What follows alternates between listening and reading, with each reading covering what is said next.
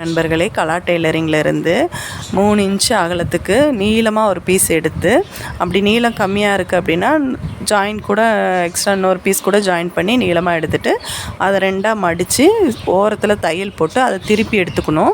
திருப்பி எடுத்துட்டு அதுக்கப்புறம் நீங்கள் அதை சின்ன ஒரு அரை இன்ச்சு ஃப்ளீட் மாதிரி பிடிச்சி ஃபுல்லாக ஃப்ளீட்டை பிடிச்சி வச்சுட்டு அதுக்கப்புறம் நம்ம ஏற்கனவே ஒரு சைடு ரவுண்டு ஒரு சைடு பானைக்கு மாதிரியும் நம்ம தைச்சி வச்சுருக்கோம் இல்லையா, அதில் ஃபஸ்ட்டு லேஸ் வச்சு அடித்து எடுத்துட்டு அதை அந்த ஃபுல்லாக எடுக்கக்கூடாது, அந்த பானைக்கு வர்ற அந்த ஜாயிண்ட் வரைக்கும் நம்ம அடிச்சுட்டு அதுக்கப்புறம் திருப்பி இந்த ஃப்ளீட் பிடிச்சி வச்சுருக்கோம் இல்லையா, அதையும் சென்டரில் தான் அடிக்கணும். எதுக்காக சென்டர்லனா நம்ம அதை ஓரத்தை மடித்து இடையில சென்டரில் ஒரு பீட்ஸ் வைக்க போகிறோம், அதுக்காக தான்.